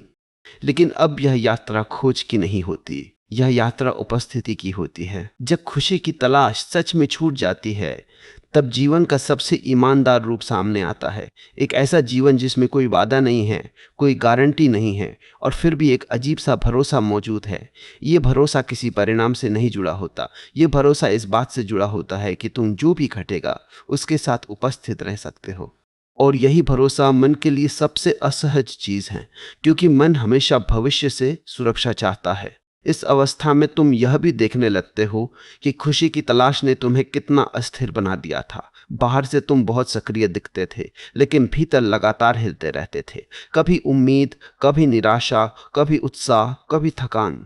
अब जब तलाश नहीं रही तो यह झूला धीरे धीरे शांत होने लगता है। भाव आते हैं, जाते हैं, लेकिन वे तुम्हें ऊपर नीचे नहीं फेंकते। मन यहाँ फिर अपनी पुरानी चाल चलता है। वह कहता है अगर अब कोई ऊंच नीच नहीं है तो जीवन नीरस हो जाएगा। लेकिन नीरसता और शांति में फर्क होता है। नीरसता तब होती है जब जीवन से रस छिन जाए। शांति तब होती है जब जीवन से संघर्ष छिन जाए, और संघर्ष ही था जो जीवन को थकाने वाला बना रहा था। इस अवस्था में तुम पहली बार यह अनुभव करते हो कि आनंद किसी उत्तेजना का नाम नहीं है। आनंद एक गहरी स्वीकृति से निकलता है। यह स्वीकृति कहती है जो है वही काफी है। इसका मतलब ये नहीं कि तुम कुछ बदलना नहीं चाहते। इसका मतलब बस इतना है कि तुम बदलने की चाह को अपने अस्तित्व के खिलाफ नहीं करते। अब तुम ये भी समझते हो कि खुशी की तलाश ने तुम्हें कितना अधीर बना दिया था। तुम हर चीज का तुरंत परिणाम चाहते थे, तुरंत अच्छा महसूस करना, तुरंत राहत, तुरंत समाधान। अब अधीरता ढीली पड़ जाती है, क्योंकि अब तुम किसी सुख की प्रतीक्षा में नहीं हो। इस अवस्था में प्रतीक्षा का स्वरूप ही बदल जाता है। पहले प्रतीक्षा बेचैनी थी कब कुछ बदलेगा। अब प्रतीक्षा एक ठहराव बन जाती है, देखते हैं क्या घटता है। और यह ठहराव भारी नहीं होता, यह खुला होता है। मन को यह खुलापन डराता है, क्योंकि खुलेपन में कोई पकड़ नहीं होती, कोई ढांचा नहीं होता। लेकिन यही खुलापन जीवन को जीवित रखता है। जो बहुत ढका हुआ होता है वह सड़ने लगता है। खुशी की तलाश छोड़ने से रिश्तों में एक और गहरी सच्चाई सामने आती है। अब तुम किसी के साथ इसलिए नहीं होते कि वह तुम्हें किसी कमी से बचाए। तुम उसके साथ होते हो क्योंकि तुम उसके साथ होना चाहते हो, और यह चाह बहुत हल्की होती है। इसमें डर नहीं होता, कब्जा नहीं होता। इस हल्केपन से रिश्तों में ईमानदारी आती है। अब तुम बातें इसलिए नहीं कहते कि सामने वाला खुश रहे। तुम बातें इसलिए कहते हो क्योंकि वे सच है। और ये सच कभी कभी असहज होता है, लेकिन वह बोझ नहीं बनता। इस अवस्था में तुम अकेलेपन को भी नए ढंग से देखने लगते हो। पहले अकेलापन एक असफलता लगता था, कोई नहीं है जो मुझे खुश करे। अब अकेलापन एक जगह बन जाता है जहां तुम खुद के साथ हो सकते हो, और खुद के साथ होना अब डरावना नहीं लगता। मन यहां फिर फुसफुसाता है अगर तुम ऐसे ही रहे तो तुम दुनिया से कट जाओगे। लेकिन अनुभव इसके उलट होता है। जब तुम खुद से जुड़े होते हो तब तुम दूसरों से भी ज्यादा गहराई से जुड़ पाते हो, क्योंकि अब तुम उनसे कुछ मांग नहीं रहे। इस अवस्था में काम, प्रयास और संघर्ष का रिश्ता भी बदल जाता है। अब तुम मेहनत इसलिए नहीं करते कि खुश हो सको। तुम मेहनत इसलिए करते हो क्योंकि कुछ करना तुम्हारे स्वभाव से निकलता है, और स्वभाव से निकली मेहनत थकाती नहीं, वो पोषण देती है। अब असफलता भी अपना डर खो देती है। पहले असफलता का मतलब था मैं खुश नहीं हो पाऊंगा। अब असफलता बस ये बताती है कि ये रास्ता ऐसा है, और यह जानकारी तुम्हें तोड़ती नहीं बल्कि साफ करती है। मन का एक और गहरा भ्रम यहाँ टूटता है कि जीवन को हमेशा बेहतर होना चाहिए। अब तुम यह देख पाते हो कि जीवन कभी बेहतर होता है, कभी कठिन, कभी साधारण, और ये सब ठीक है। ये सब जीवन का हिस्सा है। इस समझ में एक अजीब सी विनम्रता जन्म लेती है। तुम जीवन से ज्यादा नहीं चाहते, लेकिन कम भी नहीं चाहते। तुम बस उतना चाहते हो जितना अभी सच में है, और यही चाह दुख की जड़ को लगभग पूरी तरह निष्क्रिय कर देती है। अब दुख आता है, लेकिन वो तुम्हें डराता नहीं। वो बस कहता है यह भी जीवन है, और यह मान लेना दुख को हल्का बना देता है। मन अब भी कभी कभी पुरानी भाषा बोलता है, खुश रहो, अच्छा महसूस करो, कुछ हासिल करो। लेकिन अब यह भाषा तुम्हें हिलाती नहीं, क्योंकि तुम देख चुके हो कि इस भाषा ने तुम्हें कहाँ पहुंचाया था। इस अवस्था में तुम जीवन को किसी कहानी की तरह नहीं देखते। ना कोई नायक, ना कोई लक्ष्य, ना कोई अंतिम जीत। जीवन बस घटता है और तुम उसमें पूरी तरह उपस्थित रहते हो। और यही उपस्थिति धीरे धीरे वह आधार बन जाती है जिस पर दुख टिक नहीं पाता, क्योंकि दुख को टिकने के लिए या तो उम्मीद चाहिए होती है या विरोध। जब दोनों नहीं होते तब दुख भी बह जाता है। जब खुशी की तलाश पूरी तरह पीछे छूट जाती है तब जीवन का एक ऐसा पहलू खुलता है जिसे पहले कभी ठीक से देखने की फुर्सत ही नहीं मिली थी। यह वह अवस्था होती है जहां तुम किसी चीज को पाने या खोने के तनाव में नहीं होते, लेकिन फिर भी जीवन घट रहा होता है। और यही बात मन को सबसे ज्यादा असहज करती है, क्योंकि मन को हमेशा किसी दिशा में भागना होता है। बिना भागे रहना उसे मृत्यु जैसा लगता है। इस अवस्था में तुम ये साफ देखने लगते हो कि तुम्हारी ज्यादातर बेचैनियां भविष्य से जुड़ी हुई थी। क्या होगा, कैसे होगा, सही होगा या नहीं होगा। अब जब खुशी लक्ष्य नहीं रही तो भविष्य से जुड़ी यह सारी गणना ढीली पड़ने लगती है। भविष्य रहता है लेकिन वह डर नहीं पैदा करता, वह बस एक संभावना बनकर रह जाता है। मन यहाँ फिर एक पुरानी चाल चलता है। वह कहता है अगर तुम भविष्य के बारे में ज्यादा नहीं सोचोगे तो तुम लापरवाह हो जाओगे, लेकिन यह भी एक भ्रम है। फर्क लापरवाही और सजगता में नहीं, फर्क डर और स्पष्टता में होता है। डर से की गई योजना थकाती है, स्पष्टता से की गई योजना शांत होती है। खुशी की तलाश छोड़ने से तुम यह भी देख पाते हो कि तुम कितनी बार सिर्फ इसलिए मजबूत बने हुए थे ताकि टूटना ना पड़े। तुम अपने दुख को, अपनी थकान को, अपनी असुरक्षा को छुपाते रहे। अब जब खुशी की कोई शर्त नहीं रही तब तुम्हें मजबूत दिखने की जरूरत भी नहीं रहती, और यही न दिखाने की अनुमति तुम्हें भीतर से मजबूत बनाती है। इस अवस्था में रोना भी बदल जाता है। पहले रोना कमजोरी लगता था क्योंकि वो खुशी के रास्ते में रुकावट था। अब रोना बस एक बहाव बन जाता है। आंसू आते हैं, गिरते हैं और कुछ हल्का हो जाता है। कोई कहानी नहीं बनती, कोई निष्कर्ष नहीं निकलता, बस एक भाव गुजर जाता है। मन को यह बहुत अजीब लगता है कि कुछ गुजर सकता है बिना कोई सीख दिए, बिना कोई लाभ दिए। मन हर अनुभव से कुछ निकालना चाहता है, लेकिन जीवन हर अनुभव को सबक में बदलने के लिए नहीं देता। कुछ अनुभव बस अनुभव होते हैं और यही उन्हें सच्चा बनाता है। इस अवस्था में तुम यह भी देखते हो कि तुम्हारी कई इच्छाएं असल में तुम्हारी नहीं थीं। वे उधार की थी, समाज से, परिवार से, तुलना से। जब खुशी की तलाश गिरती है तब ये उधार की इच्छाएं भी ढीली पड़ने लगती है, क्योंकि अब उन्हें चलाने के लिए कोई नाम नहीं बचता। अब तुम्हारी इच्छाएं बहुत कम हो जाती हैं, लेकिन वे गहरी हो जाती है। तुम कम चीजें चाहते हो लेकिन उन्हें पूरे मन से चाहते हो, और यही गहराई जीवन को भरपूर बनाती है। भले ही बाहरी तौर पर बहुत कुछ बदल ना जाए, मन यहाँ फिर डर पैदा करता है। वह कहता है अगर तुम कम चाहोगे तो तुम ठहर जाओगे, लेकिन ठहरना और रुक जाना अलग बातें हैं। ठहरना मतलब अपने स्थान पर टिक जाना, रुक जाना मतलब जीवन से कट जाना। और खुशी की तलाश छोड़ने पर तुम रुकते नहीं, तुम टिकते हो। इस टिकने से जीवन में एक नई गुणवत्ता आती है, ध्यान। अब तुम चीजों को जल्दी जल्दी नहीं देखते। तुम लोगों को सुनते हो लेकिन जवाब देने के लिए नहीं, समझने के लिए। तुम काम करते हो लेकिन खुद को साबित करने के लिए नहीं, पूरी तरह करने के लिए। यह ध्यान किसी अभ्यास से नहीं आता। यह तब आता है जब भीतर की दौड़ थमती है, और दौड़ थमती है तभी जब खुशी को पकड़ने की कोशिश छूट जाती है।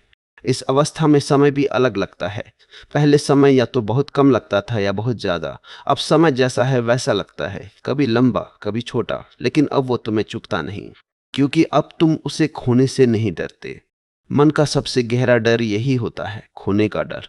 खुशी की तलाश ने तुम्हें सिखाया था कि अगर तुम खुश नहीं हो तो तुम कुछ खो रहे हो। अब यह डर ढीला पड़ जाता है। अब तुम जानते हो कि कुछ भी स्थायी नहीं है, इसलिए कुछ भी पूरी तरह खोया नहीं जा सकता। इस समझ में एक गहरी उदारता जन्म लेती है। तुम खुद के साथ भी उदार हो जाते हो, दूसरों के साथ भी। तुम गलतियों को अपराध नहीं बनाते, तुम कठिन दिनों को असफलता नहीं कहते, तुम खुद को समय देते हो। यह उदारता बहुत शांत होती है, इसमें कोई आत्मदया नहीं होती, बस ये स्वीकार होता है कि इंसान होना आसान नहीं है, और इसी स्वीकार में एक सच्ची गरिमा छुपी होती है। खुशी की तलाश छोड़ने से प्रेम भी बदल जाता है। अब प्रेम किसी खालीपन को भरने का साधन नहीं होता। अब प्रेम एक साझा उपस्थिति बन जाता है। दो लोग साथ होते हैं बिना एक दूसरे से कुछ मांगे, और यही प्रेम का सबसे शुद्ध रूप होता है। मन यहाँ भी डराता है।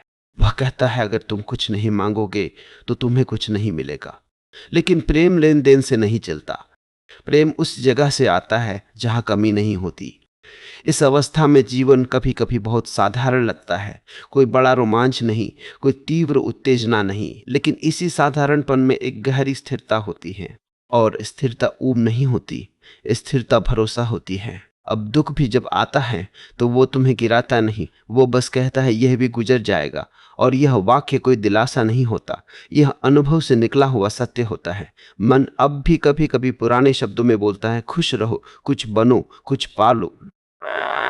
लेकिन अब तुम इन शब्दों को सुनते हो, मानते नहीं, और सुनना ही काफी होता है। यहीं से दुख की जड़ लगभग पूरी तरह निष्क्रिय हो जाती है, क्योंकि दुख को जीवित रहने के लिए या तो उम्मीद चाहिए होती है या विरोध। जब तुम ना उम्मीद पकड़ते हो ना विरोध करते हो, तब दुख भी बहाव में चला जाता है। जब खुशी की तलाश पूरी तरह ढह जाती है, तब जीवन में एक ऐसा मौन उतरता है जो पहले कभी अनुभव नहीं हुआ होता। ये मौन शांति नहीं है, ये खालीपन भी नहीं है, ये वह स्थिति है जहां मन के पास अब कोई स्पष्ट दिशा नहीं होती, लेकिन अस्तित्व के पास अब कोई प्रतिरोध भी नहीं होता। और यही वो जगह है जहां पहली बार जीवन बिना किसी मांग के सामने खड़ा होता है। इस अवस्था में तुम ये महसूस करते हो कि अब तुम्हें हर चीज को समझने की जरूरत नहीं है। पहले तुम हर अनुभव से अर्थ निकालना चाहते थे। अगर दुख आया तो उसका कारण चाहिए था, अगर आनंद आया तो उसे पकड़ना था। और घटने देना ही सबसे बड़ा बदलाव होता है। मन यहां फिर बेचैन होता है। वह कहता है अगर तुम अर्थ नहीं निकालोगे तो जीवन व्यर्थ हो जाएगा। लेकिन यह भी एक भ्रम है। जीवन व्यर्थ तब लगता है जब तुम उसे किसी तय मापदंड से आंकते हो। जब मापदंड गिर जाते हैं तब जीवन खुद अपना अर्थ प्रकट करता है, बिना शोर के। इस अवस्था में तुम्हारी स्मृतियों से भी रिश्ता बदल जाता है। पहले तुम अतीत को या तो पछतावे से देखते थे या गर्व से। अब अतीत बस एक कहानी बन जाता है जिसमें तुम कहीं कहीं दिखाई देते हो। अतीत अब तुम्हारी पहचान नहीं बनता, वह सिर्फ याद रह जाता है। और जब अतीत पहचान नहीं बनता, तब भविष्य भी डर नहीं बनता। मन का एक बहुत पुराना डर यही टूटता है कि अगर तुम भविष्य की चिंता नहीं करोगे तो तुम असफल हो जाओगे। लेकिन अब तुम देखते हो कि चिंता और तैयारी अलग अलग चीजें हैं। चिंता तुम्हें तोड़ती है, तैयारी तुम्हें सजग बनाती है, और सजगता बिना डर के भी संभव है। इस अवस्था में तुम जीवन की अनिश्चितता को एक शत्रु की तरह नहीं देखते। पहले अनिश्चितता का मतलब था खतरा, अब अनिश्चितता का मतलब होता है संभावना। और संभावना डर नहीं जगाती, वह जिज्ञासा जगाती है। मन यहां भी दखल देने की कोशिश करता है। वह कहता है अगर सब खुला छोड़ दिया तो कुछ भी ठोस नहीं रहेगा। लेकिन जीवन कभी ठोस नहीं था। ठोस तो सिर्फ कल्पनाएं थी, योजनाएं थी, भविष्य की तस्वीरें थी। जीवन हमेशा तरल रहा है, और तरल को पकड़ने की कोशिश ही दुख पैदा करती है। इस अवस्था में तुम यह भी देखते हो कि तुम्हारी भाषा बदल रही है। पहले तुम कहते थे मुझे ऐसा होना चाहिए, मुझे ऐसा महसूस करना चाहिए। अब तुम कहते हो ये अभी ऐसा है। और इस छोटे से बदलाव में बहुत बड़ी आज़ादी छुपी होती है। खुशी की तलाश छोड़ने के बाद तुम्हें यह भी स्पष्ट होने लगता है कि तुम कितनी बार अपने आप से भागते रहे। व्यस्तता में, योजनाओं में, रिश्तों में, सपनों में। अब भागने की जरूरत नहीं रहती, क्योंकि अब तुम्हें यह साबित नहीं करना होता कि तुम खुश हो। इस अवस्था में अकेले बैठना डरावना नहीं लगता। पहले अकेलापन एक कमी जैसा लगता था, अब अकेलापन एक जगह बन जाता है जहां तुम खुद को सुन सकते हो। और खुद को सुनना कोई रोमांटिक अनुभव नहीं होता, ये कभी कभी बहुत असहज होता है, लेकिन यही असहजता सच्ची होती है। मन यहां फिर चेतावनी देता है, अगर तुम खुद को ज्यादा सुनोगे तो तुम उलझ जाओगे। लेकिन सच ये है कि उलझन तब बढ़ती है जब तुम खुद को सुनते नहीं हो। जो सुना जाता है वो साफ होता है, जो दबाया जाता है वही उलझता है। इस अवस्था में तुम यह भी देखते हो कि अब तुम्हें हर समय बेहतर बनने की जरूरत नहीं है।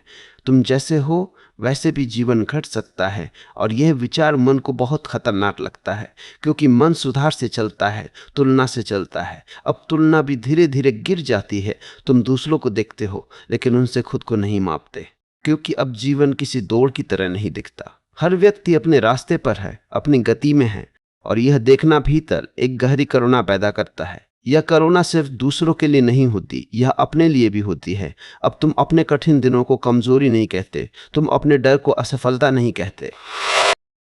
तुम खुद को वह अनुमति देते हो जो तुम हमेशा दूसरों को देते आए थे। खुशी की तलाश छोड़ने के बाद सबसे बड़ा बदलाव ये होता है कि तुम जीवन को नियंत्रित करने की कोशिश छोड़ देते हो। इसका मतलब ये नहीं कि तुम लापरवाह हो जाते हो, इसका मतलब बस ये होता है कि तुम जीवन को दुश्मन नहीं मानते। इस दोस्ती में जीवन कभी कभी बहुत कठोर होता है। नुकसान होते हैं, बिछोह होते हैं, असफलताएं होती हैं, फर्क बस इतना होता है कि अब तुम इन्हें अपने खिलाफ नहीं मानते, तुम इन्हें जीवन के हिस्से की तरह देखते हो, और ये देखने से टूटन कम हो जाती है। मन यहाँ भी आखिरी कोशिश करता है। मैं की सुजा मेटा है। वह कहता है अगर तुम इतना स्वीकार कर लोगे तो तुम संघर्ष छोड़ दोगे। लेकिन यह भी आधा सच है। तुम संघर्ष नहीं छोड़ते, तुम व्यर्थ संघर्ष छोड़ते हो, और व्यर्थ संघर्ष ही तुम्हारी ऊर्जा खा रहा था। अब जो संघर्ष बचता है वो सच्चा होता है, वो स्वाभाविक होता है, वो जीवन से नहीं जीवन के साथ होता है। और यही संघर्ष थकाता नहीं बल्कि जीवंत रखता है। इस अवस्था में आनंद आता है, लेकिन वह घोषणा करके नहीं आता, वह अचानक नहीं आता। वह बस किसी दिन महसूस होता है कि भीतर कोई भारीपन नहीं है, कि सांसें थोड़ी गहरी है, कि होना ही काफी लग रहा है, और यह काफी कोई समझौता नहीं होता, यह हार नहीं होती, यह जीवन के साथ एक मौन सहमति होती है। यहीं पर दुख की जड़ लगभग पूरी तरह समाप्त हो जाती है, क्योंकि दुख की जड़ यह थी कि तुम जीवन से कुछ और चाहते थे। जब चाह गिर जाती है तब दुख टिक नहीं पाता। जब यह साफ हो जाता है कि खुशी की तलाश ही दुख की जड़ है, तब जीवन एक ऐसी अवस्था में प्रवेश करता है जिसे शब्दों में बांधना आसान नहीं होता। ये कोई उपलब्धि नहीं है, कोई सिद्धि नहीं है, कोई ऐसा मुकाम नहीं है जहां पहुंचकर सब स्थिर हो जाए। यह एक आंतरिक बदलाव है जहां मन धीरे धीरे अपनी पकड़ खोने लगता है और जीवन पहली बार बिना शर्त सामने आने लगता है। इस अवस्था में सबसे पहला झटका यह होता है कि अब तुम्हारे पास शिकायत करने के लिए कोई स्पष्ट दुश्मन नहीं बचता। पहले तुम कह सकते थे परिस्थितियां खराब हैं, लोग ठीक नहीं हैं, समय सही नहीं है, मुझे खुशी नहीं मिल रही। अब जब खुशी लक्ष्य नहीं रही तब यह सब तर्क ढीले पड़ जाते हैं, और यह ढीलापन मन को बहुत असहज करता है, क्योंकि मन हमेशा किसी दोषी की तलाश में रहता है। यहाँ तुम यह देख पाते हो कि दुख असल में किसी घटना से नहीं बल्कि अपेक्षा से पैदा होता था। जब तुम किसी अनुभव से यह अपेक्षा रखते हो कि वो तुम्हें खुश करेगा और वह वैसा नहीं करता तो दुख जन्म लेता है। लेकिन जब अपेक्षा गिर जाती है तो वही अनुभव अलग रूप में सामने आता है, कभी कठोर, कभी साधारण, कभी सुंदर, लेकिन बोझिल नहीं। इस अवस्था में जीवन की गति बदल जाती है। पहले जीवन दौड़ जैसा लगता था, कुछ पाना है, कुछ साबित करना है, कुछ बनना है। अब जीवन बहाव जैसा लगता है। इसका मतलब ये नहीं कि तुम निष्क्रिय हो जाते हो, इसका मतलब बस यह होता है कि अब हर कदम किसी कमी से नहीं निकलता। मन अब भी कोशिश करता है कि वह पुराने ढांचे बनाए रखे। वो कहता है अगर तुम खुशी नहीं खोजोगे तो तुम्हारा जीवन अर्थहीन हो जाएगा। लेकिन यह भी एक पुराना भ्रम है, अर्थ कभी भी खोज से नहीं आता। अर्थ तब आता है जब तुम जो कर रहे हो उसमें पूरी तरह उपस्थित होते हो। इस अवस्था में काम करने का ढंग बदल जाता है। पहले काम भविष्य के लिए किया जाता था, सुरक्षा, पहचान, संतोष के लिए। अब काम वर्तमान में किया जाता है पूरी सजगता के साथ। और यह फर्क बहुत बड़ा होता है, क्योंकि अब काम थकान नहीं देता, अब काम जीवन से काटता नहीं। यहाँ तुम यह भी देखने लगते हो कि खुशी की तलाश ने तुम्हें कितना बेचैन बना रखा था। हर अच्छा पल तुम्हें डराता था कहीं ये चला ना जाए, हर बुरा पल तुम्हें डराता था कहीं ये स्थायी ना हो जाए। अब यह डर ढीला पड़ जाता है। बुझ, कहीं ये चला ना जाए। अब यह डर ढीला पड़ जाता है, क्योंकि अब तुम किसी पल को पकड़ने या हटाने की कोशिश नहीं करते। इस अवस्था में दुख भी अपना चेहरा बदल लेता है। दुख अब शिकायत नहीं करता, वह तुम्हें यह नहीं कहता कि कुछ गलत है, वह बस यह कहता है कि यहाँ कुछ महसूस किया जा रहा है। और यह फर्क दुख को सहने योग्य बना देता है। मन को सबसे ज्यादा डर इसी बात से लगता है कि अगर तुम दुख को स्वीकार कर लोगे तो तुम कभी खुश नहीं हो पाओगे। लेकिन अनुभव इसके ठीक उलट होता है। जो दुख को स्वीकार कर सकता है वही बिना डर के आनंद को भी स्वीकार कर सकता है। इस अवस्था में आनंद आता है, लेकिन वह तलाश से नहीं आता, वह किसी उपलब्धि का परिणाम नहीं होता, वह एक शांत उपस्थिति से आता है। और यही वजह है कि वह टिकाऊ होता है, क्योंकि उसे पकड़ा नहीं गया होता। खुशी की तलाश छोड़ने का एक बहुत गहरा प्रभाव रिश्तों पर पड़ता है। पहले रिश्ते अपेक्षाओं से भरे होते थे। तुम चाहते थे कि सामने वाला तुम्हें खुश करे, तुम्हें समझे, तुम्हें पूरा करे। अब यह बोझ गिर जाता है। अब रिश्ता दो अधूरे लोगों का सौदा नहीं रहता, बल्कि दो उपस्थित लोगों का साथ बन जाता है। इस साथ में कभी कभी दूरी भी आती है, कभी चुप्पी भी आती है, लेकिन वह चुप्पी डरावनी नहीं होती, क्योंकि अब रिश्ता किसी कमी को भरने के लिए नहीं टिका होता। इस अवस्था में अकेलापन भी बदल जाता है। पहले अकेलापन दुख का नाम था। अब अकेलापन एक जगह बन जाता है जहां तुम खुद के साथ रह सकते हो, और खुद के साथ रहना अब बोझ नहीं लगता। मन यहां फिर डर दिखाता है। वह कहता है अगर तुम ऐसे ही रहे तो तुम लोगों से कट जाओगे। लेकिन अनुभव यह दिखाता है कि जो खुद से जुड़ा होता है वही दूसरों से सच्चे रूप में जुड़ पाता है। इस अवस्था में समय के साथ तुम्हारा रिश्ता भी बदल जाता है। पहले समय या तो बहुत कम लगता था या बहुत ज्यादा। अब समय बस समय लगता है। वह चलता है, बदलता है, लेकिन वह तुम्हें डराता नहीं। मन का एक और भ्रम यहां टूटता है कि जीवन को नियंत्रित करना जरूरी है। अब तुम देखते हो कि नियंत्रण की कोशिश ही सबसे ज्यादा तनाव पैदा करती थी। जब यह कोशिश गिर जाती है तब जीवन अपनी बुद्धि दिखाने लगता है। इस बुद्धि में कोई चमत्कार नहीं होता। चीजें आसान नहीं हो जाती, लेकिन चीजें सच्ची हो जाती है, और सच्चाई में एक गहरी ताकत होती है। इस अवस्था में असफलता भी अपना रूप बदल लेती है। पहले असफलता का मतलब था मैं खुश नहीं हो पाऊंगा। अब असफलता बस ये बताती है कि यह रास्ता ऐसा है, और यह जानकारी तुम्हें तोड़ती नहीं बल्कि साफ करती है। यह साफ होना ही इस पूरी यात्रा का सार है।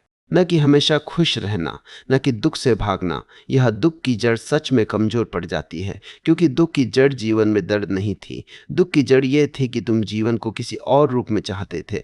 अब यह चाह ढीली पड़ चुकी होती है।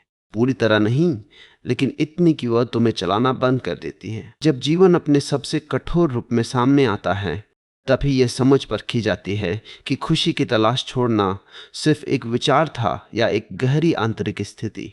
क्योंकि आसान दिनों में तो हर दर्शन सुंदर लगता है, लेकिन जब जीवन को छीन लेता है, जब योजनाएं टूट जाती हैं, जब रिश्ते बिखरते हैं, जब शरीर थक जाता है या मन हारने लगता है, तब असली परीक्षा शुरू होती है। यहीं पर यह साफ होता है कि खुशी की तलाश ही दुख की जड़ थी। क्योंकि कठिन समय में दुख केवल दर्द से नहीं आता। दुख इस सवाल से आता है, मेरे साथ ऐसा क्यों हुआ? यह क्यों ही वह जहर है जो दर्द को असहनीय बना देता है। दर्द अपने आप में सीमित होता है, लेकिन ऐसा नहीं होना चाहिए था, उसे अनंत बना देता है। जब खुशी लक्ष्य नहीं रहती तब यह क्यों धीरे धीरे अपनी पकड़ खो देता है। जीवन कठिन होता है लेकिन उसके खिलाफ नहीं लगता। नुकसान होता है लेकिन अपमान नहीं बनता। टूटन होती है लेकिन वह अस्तित्व पर सवाल नहीं बनती। और यही वो फर्क है जो दुख को सहने योग्य बनाता है। इस अवस्था में जब कोई अपना छूटता है तब आंसू आते हैं, पीड़ा होती है, यादें भारी होती हैं, लेकिन भीतर कहीं यह जिद नहीं रहती कि यह नहीं होना चाहिए था। क्योंकि अब तुम यह समझ चुके होते हो कि जीवन किसी अनुबंध पर नहीं चलता। यहाँ कुछ भी स्थायी नहीं है, और यही अस्थिरता जीवन की सच्चाई है। पहले तुम स्थायित्व की उम्मीद करते थे। खुश रहना था, सुरक्षित रहना था, सब कुछ नियंत्रण में रखना था। अब यह उम्मीद गिर चुकी होती है, और उम्मीद गिरते ही निराशा का जमीन भी खिसक जाती है। इस अवस्था में दुख बहुत मानवीय हो जाता है। वो तुम्हें छोटा नहीं करता, वो तुम्हें गहरा करता है। वह तुम्हें दूसरों के दुख के करीब लाता है, क्योंकि अब तुम यह नहीं सोचते कि तुम्हारे साथ ही ऐसा क्यों हुआ। अब तुम ये देखते हो कि हर किसी के साथ कुछ न कुछ खट रहा है, और यही देखने से करुणा जन्म लेती है। यह करुणा भावुक नहीं होती, यह किसी नैतिक शिक्षा से नहीं आती, यह सीधे अनुभव से आती है। यह समझ से आती है कि जीवन किसी को भी बख्शता नहीं है, और यह समझ तुम्हें कठोर नहीं बनाती, यह तुम्हें नरम बनाती है। खुशी की तलाश छोड़ने के बाद सबसे बड़ा बदलाव यही होता है कि तुम दुख में भी खुद से भागते नहीं। पहले दुख आते ही तुम उसे हटाने की कोशिश करते थे, खुद को व्यस्त रखकर, खुद को समझाकर, खुद को मजबूत दिखाकर। अब तुम दुख को जीने देते हो, और जीने देने से ही वह पूरा होता है। मन यहाँ आखिरी बार कोशिश करता है। वह कहता है अगर तुम दुख को इतना स्थान दोगे तो वह तुम्हें डुबो देगा, लेकिन यह डर गलत साबित होता है। जो दुख को स्थान देता है वही उससे डूबता नहीं, जो दुख से लड़ता है वही थक जाता है। इस अवस्था में जीवन की घटनाएं तुम्हें परिभाषित नहीं करती। सफलता आती है तो वह अहंकार नहीं बनती, असफलता आती है तो वह आत्मघृणा नहीं बनती, क्योंकि अब तुम्हारी पहचान किसी अनुभव से नहीं जुड़ी। पहले तुम कहते थे मैं खुश हूं, मैं दुखी हूं। अब तुम कहते हो खुशी है, दुख है, और यह छोटा सा बदलाव बहुत बड़ा अंतर पैदा करता है। क्योंकि अब तुम भाव नहीं हो, तुम भावों के लिए जगह हो। इस जगह में जीवन स्वतंत्र रूप से घटता है, कभी हल्का, कभी भारी, कभी स्पष्ट, कभी उलझा हुआ। लेकिन अब कुछ भी तुम्हें पूरी तरह निगल नहीं पाता। इस अवस्था में प्रेम भी अपने सबसे शुद्ध रूप में सामने आता है। अब प्रेम जरूरत नहीं रहता, अब प्रेम मांग नहीं रहता, अब प्रेम कोई सौदा नहीं रहता, अब प्रेम बस साझा उपस्थिति होता है। दो लोग साथ हैं, बिना यह तय किए कि उन्हें एक दूसरे से क्या मिलना चाहिए। यह प्रेम हमेशा सुखद नहीं होता, लेकिन सच्चा होता है। इसमें डर कम होता है, ईमानदारी ज्यादा होती है, और यही प्रेम टिकता है, क्योंकि यह खुशी पर आधारित नहीं होता। इस अवस्था में काम, जिम्मेदारी और प्रयास का रिश्ता भी बदल जाता है। अब तुम काम इसलिए नहीं करते कि इससे तुम्हें खुशी मिलेगी। तुम काम इसलिए करते हो क्योंकि ये इस समय का स्वाभाविक उत्तर है, और यही काम तुम्हें थकाता नहीं बल्कि जोड़ता है। अब जीवन में उद्देश्य बाहर से नहीं आता, उद्देश्य भीतर से निकलता है, और भीतर से निकला उद्देश्य कभी भारी नहीं होता। यह पहुंचकर यह साफ हो जाता है कि खुशी की तलाश में तुम्हें हमेशा भविष्य में धकेला था, और भविष्य में जीने वाला इंसान वर्तमान से कट जाता है।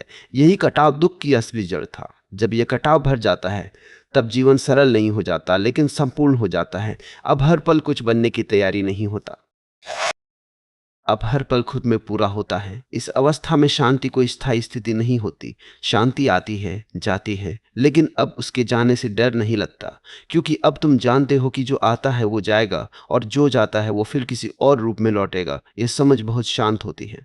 इसमें कोई घोषणा नहीं होती, कोई दावा नहीं होता। यह किसी को प्रभावित करने की कोशिश नहीं करती। यह बस भीतर बैठ जाती है, और यहीं पर दुख की जड़ पूरी तरह स्पष्ट हो जाती है। दुख इसलिए नहीं था कि जीवन कठिन था, दुख इसलिए था कि तुम जीवन से कुछ और चाहते थे। जब ये चाह ढीली पड़ जाती है, तब जीवन जैसा है वैसा स्वीकार हो जाता है। ये स्वीकार हार नहीं है, ये समझ है।